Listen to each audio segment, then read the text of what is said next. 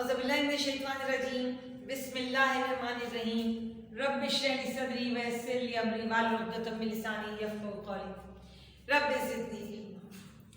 Dear students of class 6, अस्सलामु अलैकुम व रहमतुल्लाहि व बरकातुहू। बेटा गुज़िश्ता दिनों हम एक्सरसाइज 6.3 पे काम कर रहे थे। Unit number 6 unit number 6 ratio and proportion के हवाले से है बेटा, जिसमें हमने 6.3 में प्रोपोर्शन को सॉल्व करना सीखा था उस सूरत में जब प्रोपोर्शन डायरेक्ट बनती है, तनासुबे रास्त, यानी दोनों रेशोज जो है प्रोपोर्शन की, उसकी कोई अगर एक मिकदार बढ़े तो दूसरी भी बढ़ती है, एक मिकदार कम हो तो दूसरी भी कम होती है। उसे हमने डायरेक्ट प्रोपोर्शन सिखाया था। क्वेश्चन नंबर 1 हमने आपको बोर्ड पे करके दिखाया था, आप देख सकते हैं बेटा। आज हम इसी एक्सरसाइज के क्वेश्चन नंबर 7 पे काम करेंगे। उम्मीद करती हूँ क्वेश्चन नंबर 1 से लेकर 6 तक आप मुकम्मल कर चुके होंगे अपने काम। आते हैं हम क्वेश्चन नंबर 7 की तरफ। क्वेश्चन नंबर 7 है, a book covers 130 pages with 24 lines on every page. एक किताब है और उस किताब में 130 सफ़े हैं।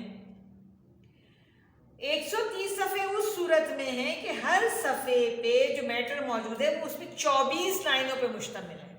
हर सफ़े में 24 लाइनें हैं, तो जो भी मैटर है वो किताब का उसमें 130 सफ़े लग गए। If we make the same book of 80 pages, अगर उसी किताब को 130 के बजाय हम चाहेंगे कि किताब 80 पेज की बन जाए, if we make the same book of 80 pages with increasing number of lines, यानी 130 सफ़े की किताब में हर सफ़े में 24 लाइनें हैं, तो 130 सफ़ात में वो मैटर पूरा आता है। मैं सफ़ात कम करना चाह रही हूँ, इसका मतलब है मुझे हर सफ़े पे मैटर बढ़ाना पड़ेगा। 24 के बजाय कितनी लाइनें, सफ़ात कम करने हैं तो लाइनें हर सफ़े पे बढ़ानी पड़ेंगी। वो कहते हैं कि अगर हम उसी मैटर की किताब को 80 सफ़ात पे करना चाहें, किस सूरत में कि लाइनों की तादाद हम बढ़ा दें, तो how many lines would be there on each page. तो बताओ कि हर सफ़े पे 24 के बजाय हमें कितनी लाइनें दरकार होगी। सवाल समझ आ गया बेटा? मैंने आपको पिछली क्लास में ये बात वाज़ेह तौर पे बता दी थी बेटा कि सवाल को पढ़ना और समझना ज़रूरी है। और पहली चीज़ हमने ये लिख लेनी है कि चाहिए क्या। क्या चाहिए बेटा? हमें number of lines on each page चाहिए। क्या चाहिए बेटा? हमें number of lines according to the question. If the same book converted into, suppose if the same book converted into 80 pages, कितने सफ़ात पे मुश्तमिल कर दूं इसको मैं? 80 पेजेस पे। तो क्या होगा बेटा? द नंबर ऑफ लाइन्स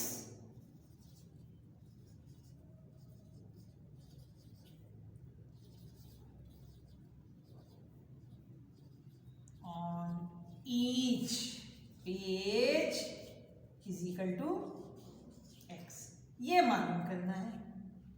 80 सफ़ात की किताब, उस 130 सफ़ात की किताब को 80 सफ़ात की किताब बनाना है, तो हर सफ़े पर कितनी लाइनें होंगी। ये हमने पहले रिक्वायर्ड निकाल लिया, x निकाल लिया। सवाल का पहला हिस्सा हो गया है। हम अगर याद हो बेटा, सवाल नंबर 1 में भी जब हमने काम किया तो पहली चीज़ हमने x निकाली थी। क्या मालूम करना है? यहाँ भी मैं क्या कर रही हूँ? x। क्या मालूम करना है? अब बनाएंगे हम रेशो। रेशो के लिए हमें चाहिए कि मालूमात क्या दी हुई है।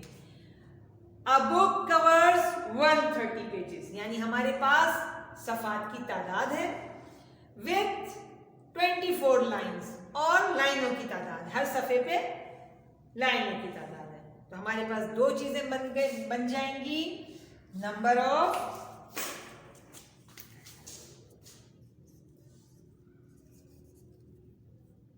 पेजेस और नंबर ऑफ लाइंस। ठीक है बेटा, यानी दो रेशोज बनेगी। एक रेशो आप बनाएंगे नंबर ऑफ पेजेस की और एक रेशो आप बनाएंगे नंबर ऑफ लाइन की। 130 सफ़े हैं तो 24 लाइनें हैं। अगर 80 सफ़े होंगे तो कितनी लाइनें होंगी? सोचिए बेटा, 130 सफ़े की किताब में 24 लाइन में मैटर पूरा होता है। किताबों के सफ़े बढ़ाएंगे, सफ़े कम करेंगे तो लाइनों को हमें बढ़ाना पड़ेगा। एक रेशो कम होगी, दूसरी रेशो बढ़ जाएगी। पुराने काम की तरफ आइए बेटा। जितने नंबर 100 थे तो 60 नंबर थे, 75 नंबर कम हो गए, 100 से 75 हो गए तो 60 से भी कम होने थे। एक चीज कम हो रही थी तो दूसरी भी कम हो रही थी। अगर एक चीज को बढ़ाती तो दूसरी भी बढ़ाती, तो डायरेक्ट प्रोपोर्शन का एरो बता रहा है आपको दोनों की सिमत। आप देख सकते हैं सिमत उल्टी हो गई। आप देख सकते हैं बेटा सिमत उल्टी हो गई। एक अगर नीचे की तरफ जा रहा है तो दूसरा ऊपर की तरफ जा रहा है। जब ये शक्ल आ जाए, एरो हेड चेंज हो जाए, अपनी सिमत बदल लें, तो ऐसी प्रोपोर्शन को इनवर्स प्रोपोर्शन कहते हैं बेटा।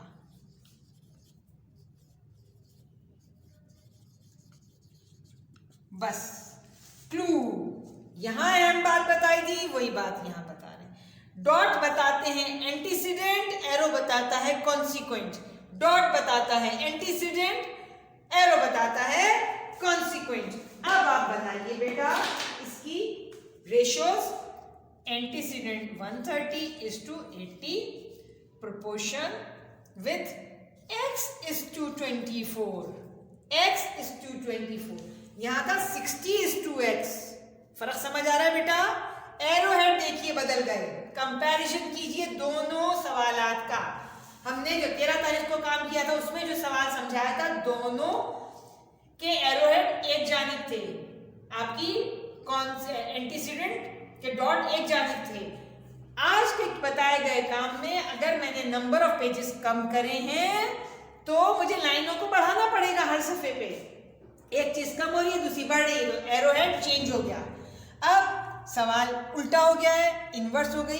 ये रेशो, जिस बच्चे को ये काम आ गया करना हर सूरत में, डायरेक्ट प्रोपोर्शन में और इन्वर्स प्रोपोर्शन में, आप तो बस माहिर हो गए बेटा फिर। ठीक है, तो काम आप जानते हैं, बाकी काम बिल्कुल वही होगा। बहुत आसान काम है। बाकी आप जानते हैं the centre we have the means, in the centre we have the mean, और आपके अतराफ में जो है वो these are the extremes. Again the work remain same. Product of extremes must be equal to product of means। Extreme में आ गए 130 मल्टीप्लाई बाय 24, एक्सट्रीम्स हो गए। It must be equal to 80 multiply by x। इस x को अकेला करने के लिए 1/80 चाहिए। मल्टीप्लीकेटिव इनवर्स आप जानते हैं ना बेटा, और यही काम इक्वेशन के दूसरी तरफ हो जाएगा। 24 मल्टीप्लाई बाय 1/80, 0 डिवाइडेड बाय 0, 8 1 ज़ा 8, 8 3 ज़ा 24। ठीक है, 13 3 ज़ा 39। इट मीन्स कि अगर हम किताब को 130 सफ़ात के बजाय 80 सफ़ात पे लेके जाएंगे तो हर सफ़े पे 24 के बजाय हमें कितनी लाइनें देनी होंगी? 39। ये आपका आंसर हो गया। Hence each page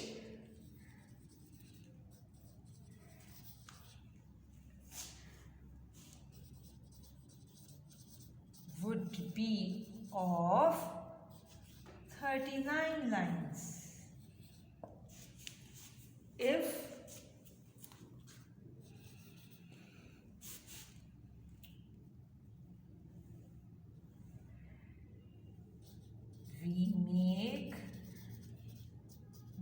same book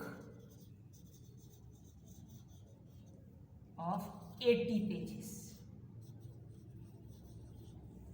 ये आपका जो मेजर आंसर है उसको ब्लैक से कर दीजिए आप, इट इज द आंसर। ठीक है बेटा, उम्मीद करते हैं आपको इन्वर्स प्रोपोर्शन समझ आ गया होगा। अब हम आते हैं अपने कॉपी के काम की तरफ। गुज़िश्ता रोज बेटा 6.3 का 1 to 6 के सवाल आपने किए थे, उनको पहले चेक कर लेते हैं। क्वेश्चन 1 में आपको दिखा चुकी थी अच्छी तरह से। क्वेश्चन 2 देख लीजिए। The weight 5/9 of a piece of metal is 35 kg. What is the weight of 2/7 of the piece? एक कोई वज़न है, उसका अगर उस पूरे वज़न का 5/9 हिस्सा 35 किलो का है, तो अगर उसका 2/7 हिस्सा उसी मेटल का पीस का कितने वज़न का होगा? What is the weight 2/7 of the piece? अब बेटा समझने वाली बात देख लो, 5/9 और 2/7।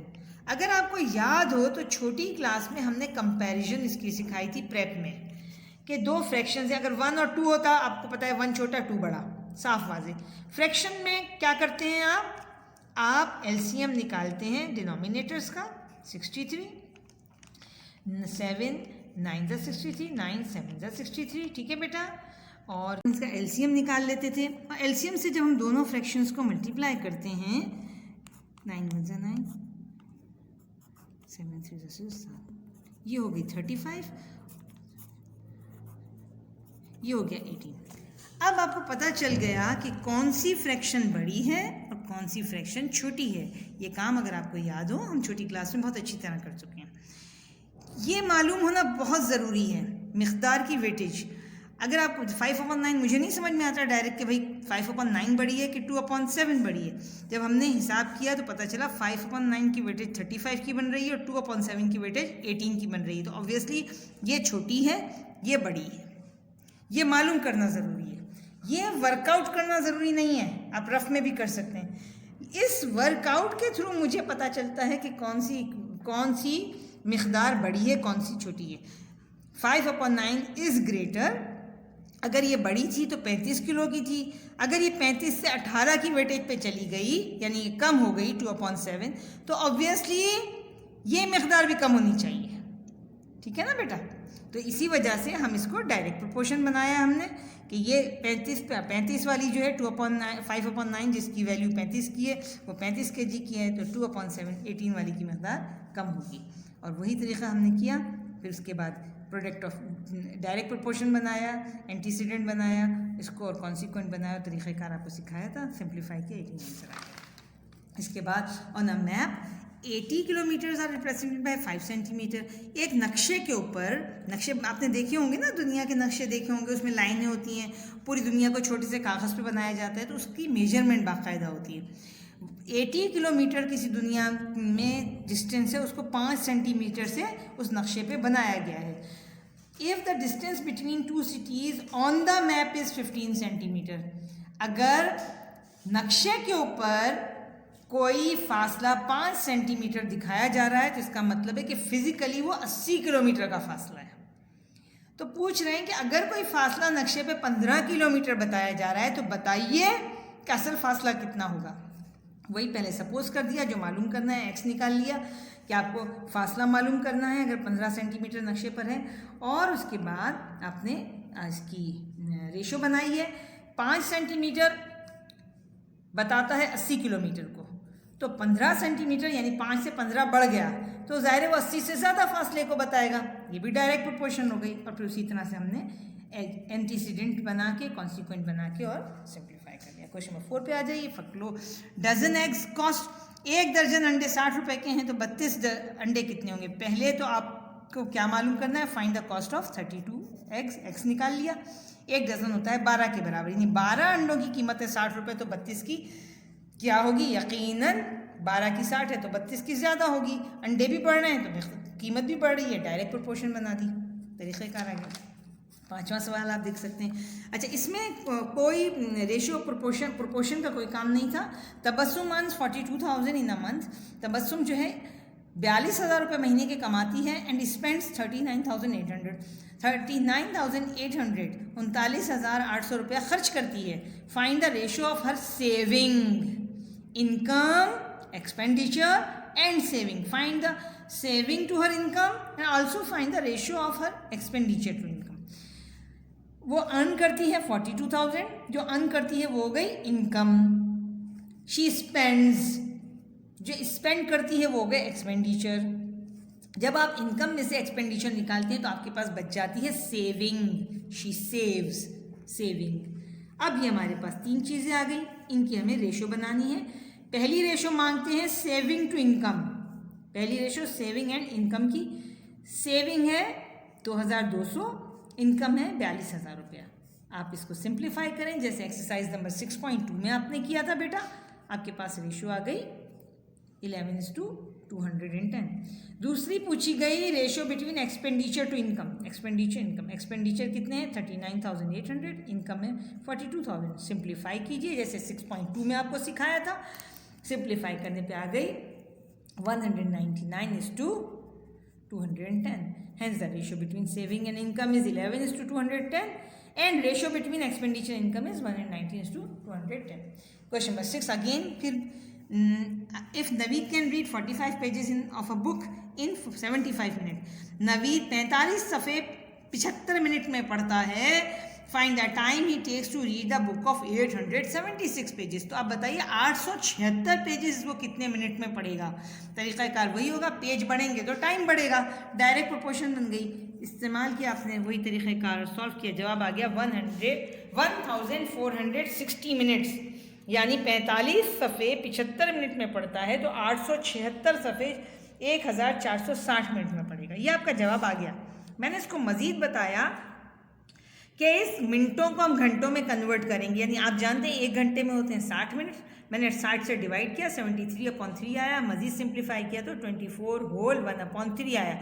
1/3 का मतलब है किसका 1/3? 60 मिनट का 1/3। 3 1 is 3, 3 2 is 6 and 20 मिनट आ गया। तो 24 घंटे और 20 मिनट में वो 876 सफ़े पड़ेगा। अब हम आते हैं आज के काम की तरफ। ये काम जो मैंने बोर्ड पे आपको समझाया बेटा, बुक वाला, कि किताब के 130 पेजेस अगर कोई मटेरियल आता है तो 24 लाइनें हैं, और अगर वही मटेरियल मैं 80 पेजेस पे करूँगी, नंबर ऑफ़ पेजेस कम किए तो नंबर ऑफ़ लाइंस को बढ़ाना पड़ गया। तो ये हो गई इन्वर्स प्रोपोर्शन। आप देखते हैं एंटीसीडेंट बदल गए, कॉन्सिक्वेंट बदल गए, रेशो की साइड बदल गई, सिंप्लीफाई किया। अब इसी तरह का क्वेश्चन नंबर 8 है, वो आप खुद मुकम्मल करेंगे और इंशाअल्लाह ताला अगली क्लास में उसके आंसर आपको दिखाऊँगी। वो मालेना।